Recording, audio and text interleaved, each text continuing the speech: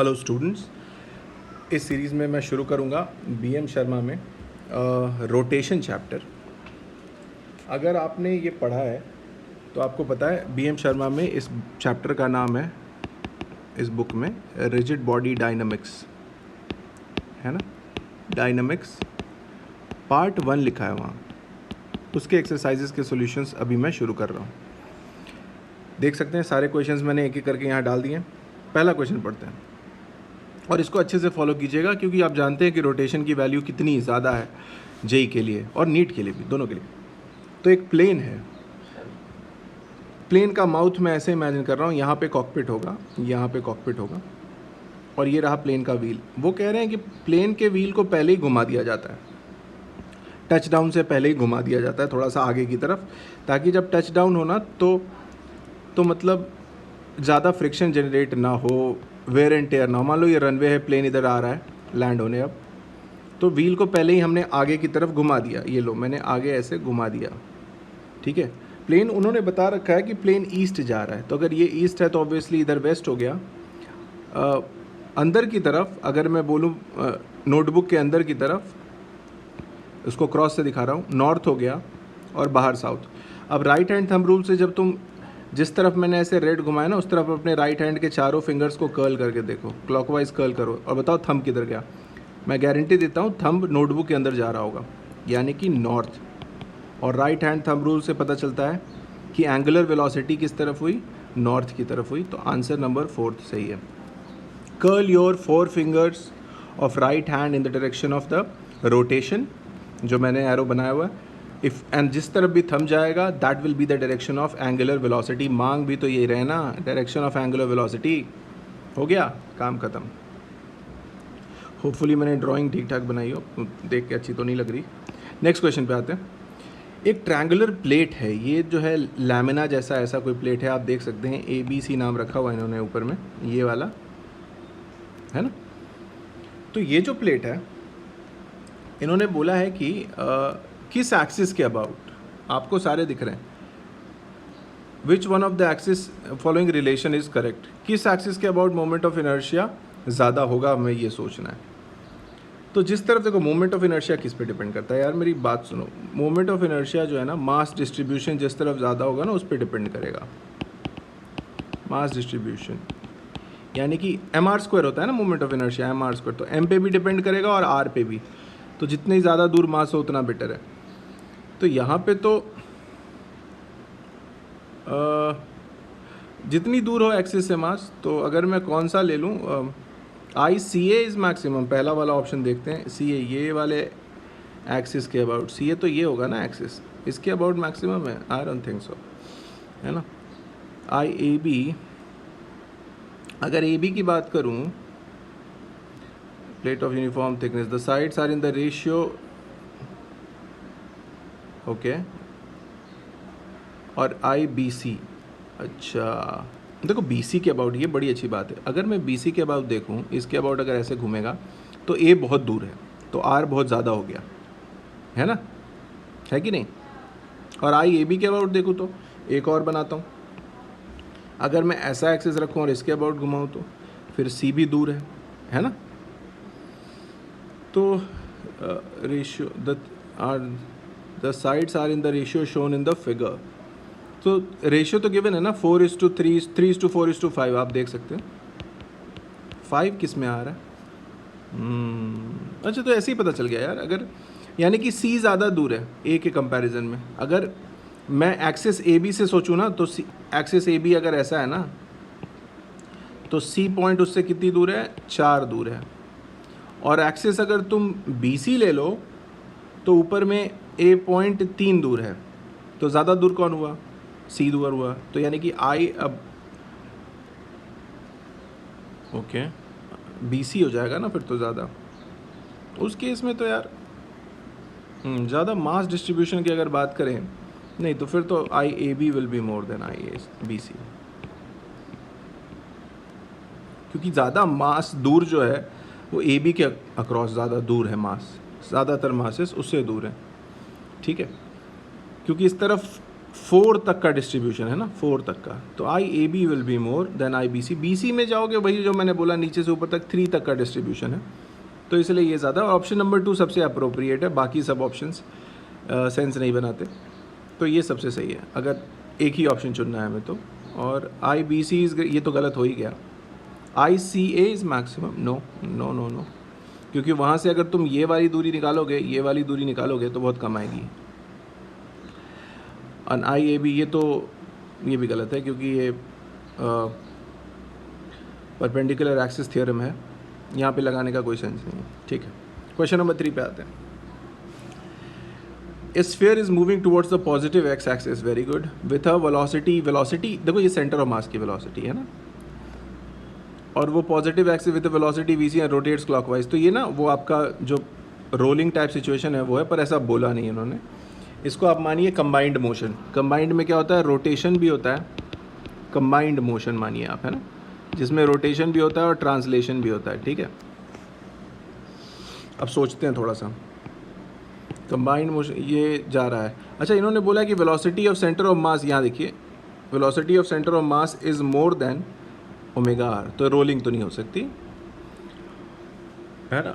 The instantaneous axis of rotation किस तरफ होगा अगर ऐसा है तो? अगर ऐसा है तो यार will be which point, P या पी प्राइम, यही पूछ रहा है ना।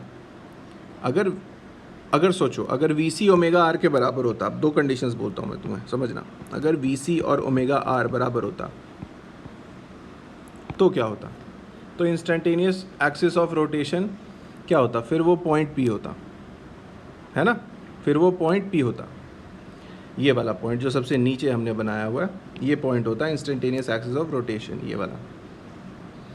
पर यार यहाँ तो वो है नहीं, तो यहाँ पे वो मेथड लगाएं। देखो यहाँ पे ना ऐसा हो रहा है कि अगर मैं एक बाहर पॉइंट ले लूँ पूरे के पूरे डिस्क से बाहर, तो ये आगे जा रहा है कितने से, वी सी से, सेंटर ऑफ मास का तो वेलोसिटी यही है ना, और ये भी आगे जा रहा है ना, ये भी घूम रहा है। अच्छा, ये कैसे घूम रहा है? ये ओमेगा आर इस तरफ घूम रहा है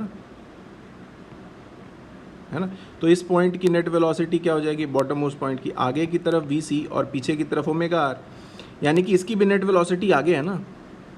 अब ऐसा कोई भी डिस्क है, फिर से साइड में बना रहा हूँ, जिसमें इस पॉइंट की भी आगे वेलोसिटी है और बॉटम मोस्ट पॉइंट की भी थोड़ी ही है पर आगे वेलोसिटी है। इसकी वी सी है, इसकी होगी V C minus omega R, पर आगे ही होगी ना। यानी कि नीचे कोई पॉइंट है जो कि ओ लिख रहा हूँ, जो कि एक्चुअल एक्सिस है, जिसके अबाउट ये सब के सब एक साथ घूम रहे हैं, ये सब के सब एक साथ घूम रहे हैं।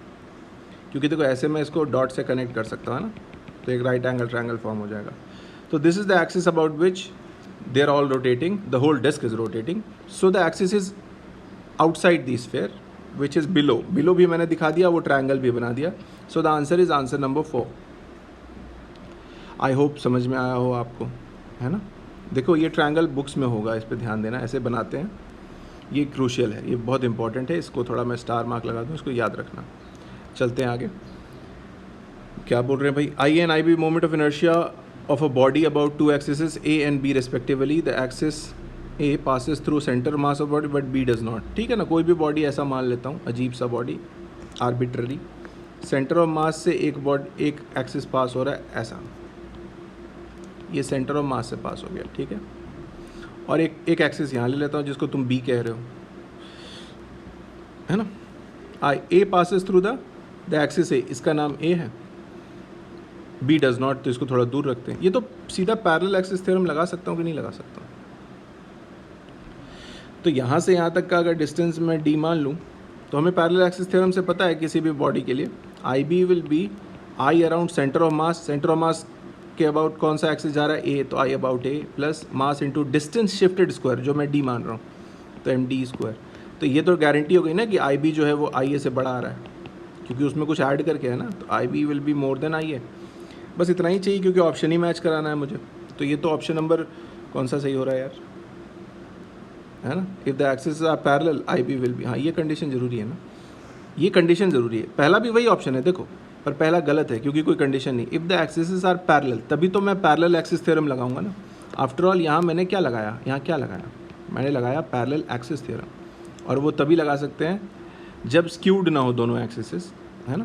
तो इसलिए ये कंडीशन होनी चाहिए. So the option number 3 is the only precise option, correct option. 5th पे आए. Alright. For the same total mass, which of the following will have the largest moment of inertia? अभी सारे क्वेश्चंस moment of inertia के ही होने वाले हैं. About an axis passing through the center of gravity and perpendicular to the plane of body. एक minute. With the same total mass, which of the following will have the largest moment of inertia about an axis passing through the center of gravity and perpendicular to the plane of body? इन चारों को चुनना है ना. तो ring of radius L ले लूँ तो L, इसका मोमेंट ऑफ इनर्शिया आपको पता है. इसके सेंटर ऑफ ग्रेविटी से अगर एक्सिस पास होगा, है ना, तो इसका मोमेंट ऑफ इनर्शिया आपको पता है mr² होता है. r को आप क्या लिख सकते हैं, क्या आप 2πr को, इनफैक्ट इसमें सीधा लिख देता हूँ ना, r ही तो L है ना, तो ml² आएगा इसका. पहला आंसर तो ये है. दूसरा देखते हैं. डिस्क ऑफ रेडियस L अगर लोगे, इसमें भी रेडियस L है, तो इसका आंसर आएगा ml²/2 if the axis passes through its centre perpendicular. दोनों का निकाल लिया. चेक करें. स्क्वायर लैमिना, ऐसा एक लैमिना मतलब पूरा का पूरा स्क्वायर प्लेट है, और इसके परपेंडिकुलर एक्सिस ऐसे पास करा दूँ ना मैं, तो इसके अबाउट जब रोटेशन होगी ना, तो ml²/6 आना चाहिए आपको. ठीक है. तो ये भी तो गलत है ना, ये भी कम है. आपको सबसे ज़्यादा मांग रहे हैं. मैं क्या कह रहा हूँ, will have the largest moment of inertia. तो अभी तक तो जीत यही रहा है, ml² इज़ द हाईएस्ट. अब लास्ट वाला ट्राई करते हैं. क्या कहते हैं, 4 रॉड्स. तो यहाँ पे भी 4 रॉड्स हैं लेकिन, है ना, और इसके बीच से अगर मैं यहाँ से गुजारूँगा, तो पहले किसी एक रॉड का इस एक्सिस के अबाउट निकालोगे तुम.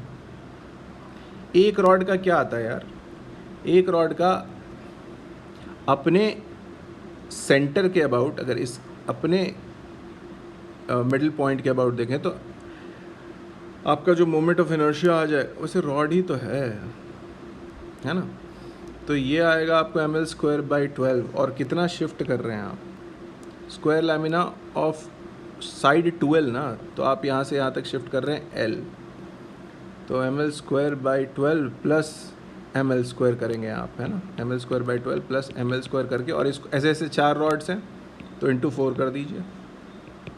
तो ये देखो ना, मुझे आ रहा है 13 ml²/12 इंटू 4. बहुत बड़ा नंबर है. तो हाईएस्ट तो यही है. ये सबसे अभी तक सबसे हाईएस्ट ml² था, पर ये सबसे ज़्यादा आ रहा है. So this is the highest. So 4 number option is correct. आप समझे मैंने कैसे किया. मैंने रॉड का पहले अपने एक्सिस के अबाउट ले लिया, अपने मिडिल पॉइंट के अबाउट, दैट इज़ ml²/12, और वहाँ से सेंटर तक आ गया, तो ml² मतलब परपेंडिकुलर एक्सिस थ्योरम लगा, पैरेलल एक्सिस थ्योरम बेसिकली लगा, परपेंडिकुलर तो नहीं, और उसको 4 टाइम्स कर दिया, क्योंकि ऐसे 4 रॉड्स हैं. हाईएस्ट यही आ रहा है. आराम से कैलकुलेट कर लीजिए, हाईएस्ट यही है. तो ये जीत गया. तो ऑप्शन नंबर 4 इज़ करेक्ट. अच्छा, यहाँ आते हैं. एक फिर से वही जो मैंने बोला मोमेंट ऑफ इनर्शिया वाली बात है. सबसे ज़्यादा किस, सारे एक्सिस हैं, x y जो हैं, सारे एक्सिस हैं. द मोमेंट ऑफ इनर्शिया सबसे कम किसके अबाउट होगा. तो जिसके अबाउट लीस्ट मास डिस्ट्रीब्यूशन होगा वही सबसे कम होगा. लीस्ट मास डिस्ट्रीब्यूशन जिसके अबाउट होगा. व्हाट डू यू थिंक, किसके अबाउट लीस्ट मास डिस्ट्रीब्यूशन है. तो अगर मैं सोच रहा हूँ,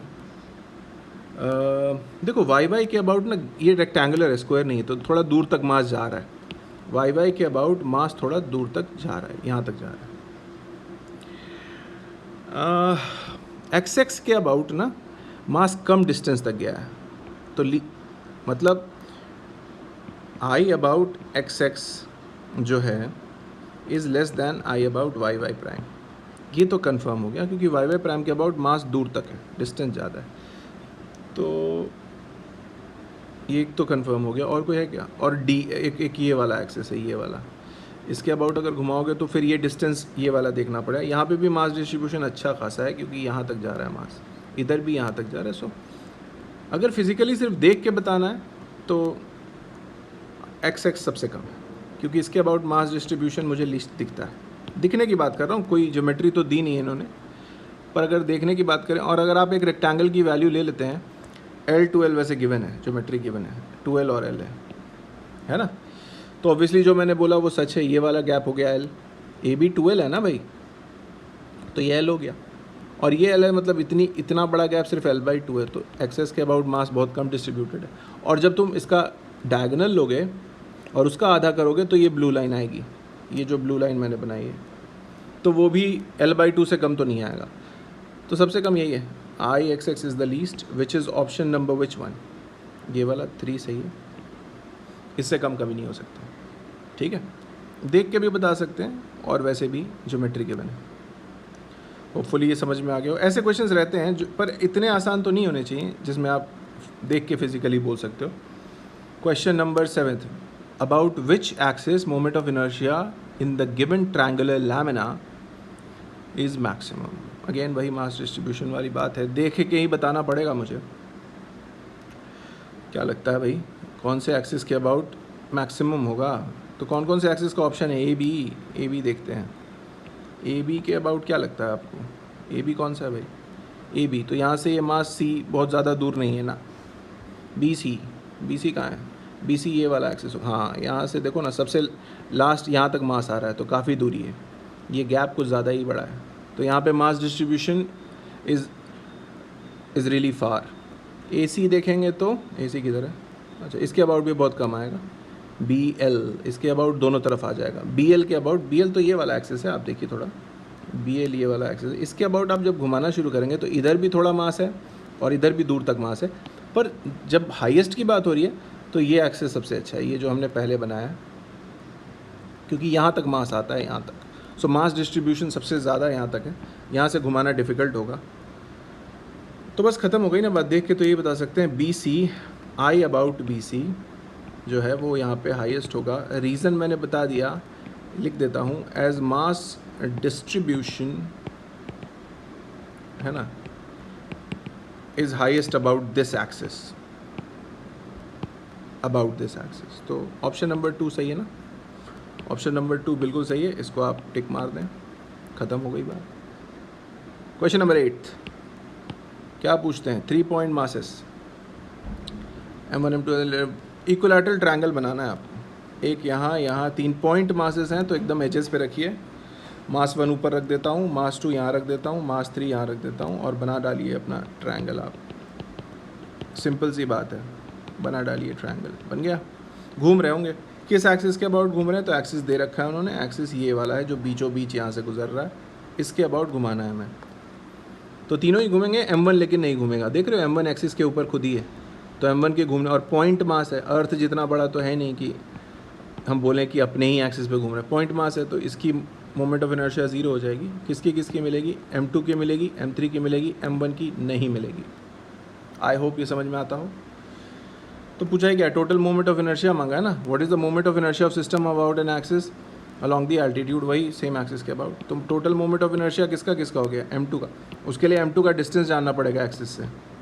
कुछ ज्योमेट्री गिवन था, साइड A गिवन है, ओके, तो ये A/2 होगा और ये भी A/2 होगा, तो डिस्टेंस भी पता है ना, पॉइंट मास है ना, तो M इंटू इसका A/2 स्क्वायर M2 होगा ये, क्योंकि मासेस उन्होंने दिए नहीं हैं। और M3 भी A/2 का होल स्क्वायर, इधर ये भी है ना A/2 पे, और तो कुछ कर नहीं सकते। तो M2 M3 और A/2 स्क्वायर मतलब A²/4 हो गया। कौन सा ऑप्शन सही लग रहा है? 2 सही लग रहा है, 2 सही है, सेम आंसर। M1 का 0 होगा।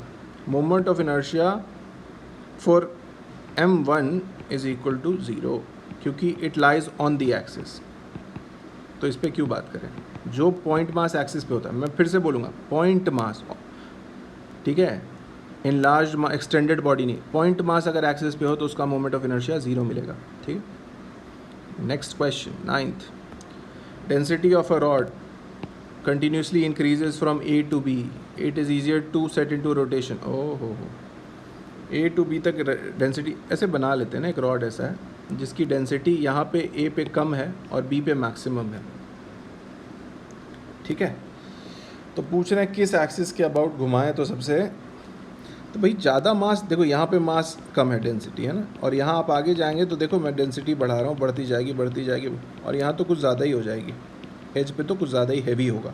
मतलब अगर मैं सोचूं तो ये रॉड ऐसा दिखता है, आगे जाके बेसबॉल स्टिक जैसा मोटा, है ना। एक्चुअली सेंस ये है, पर बनाना ऐसे नहीं है, बनाना ऐसे ही है, डेंसिटी बढ़ानी है सिर्फ। यानी मास डिस्ट्रीब्यूशन देखें तो इस तरफ मास ज़्यादा है, इस तरफ मास सबसे ज़्यादा है, और इस साइड में, ए की साइड में मास कम है, ए के टाइप लेस है, बी के पास मास बहुत हाई है। आई होप ये क्लियर है।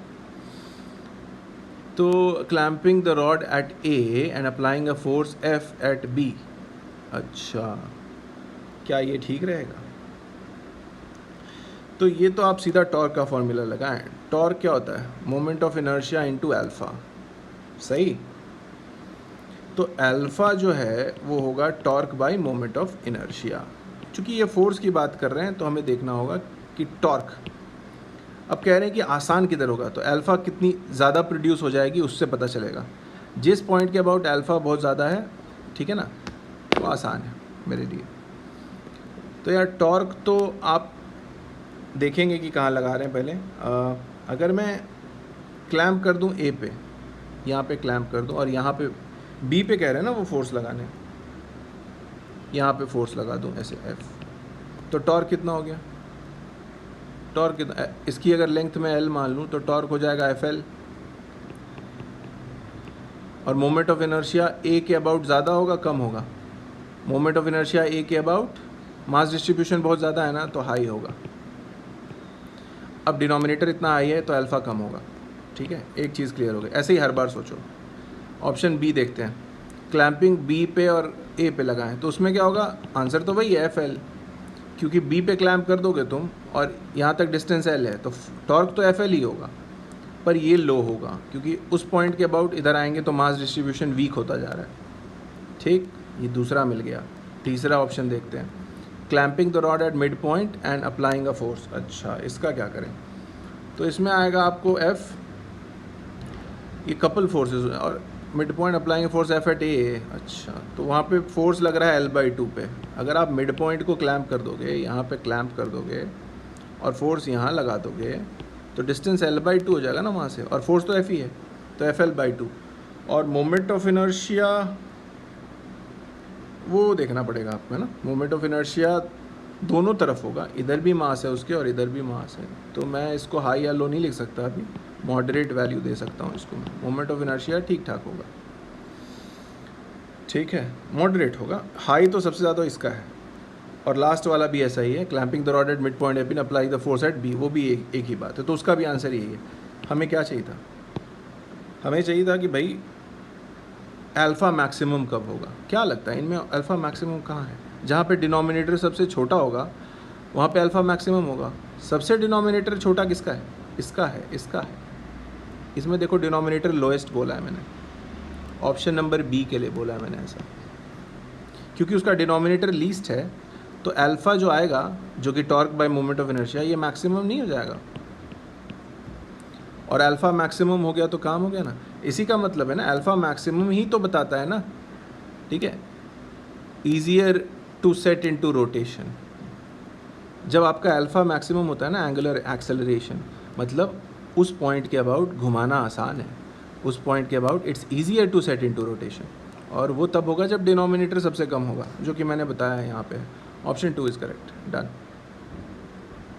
लास्ट क्वेश्चन आते हैं यहाँ पे, 2 रिंग्स ऑफ सेम रेडियस, बहुत अच्छी बात है, are place such that their centres are at common one, their planes are, ऐसा है, एक रिंग ऐसा होगा और एक रिंग ऐसी होगी इस पॉइंट के अबाउट, दोनों का सेंटर एक जैसा ही है ना, वो जो स्टार जैसा होता है वैसा है।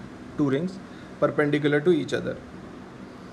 क्या मांगा है? The moment of inertia of system passing through the centre and perpendicular to the plane of one of the rings is, कोई भी एक ले लो ना, ये वाला ले लो ना तुम, ये एक्सिस ले लो, इसके अबाउट घुमा दो, ये एक्सिस किसी एक रिंग के परपेंडिकुलर होना चाहिए। तो जो वर्टिकल रिंग है ये वाली, इसके तो परपेंडिकुलर है ना ये ब्लू लाइन, हो गया, किसी एक के होना चाहिए। दोनों रिंग्स का मास m बोला है, और दोनों रिंग्स का देखो मास, इसका भी m है, इसका भी m है, रेडियस r बोला है।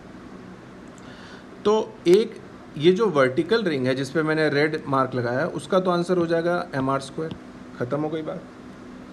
और जो दूसरा टोटल आई निकाल रहा हूँ मैं, तो एक का तो निकाल दिया जो वर्टिकल रिंग है, और जो हॉरिजॉन्टल रिंग है जो ऐसा है, ये एक्सिस उसका डायमीटर है ना, फिर तो और डायमीटर के अबाउट अगर आप देखेंगे एक रिंग का आंसर होता है mr²/4।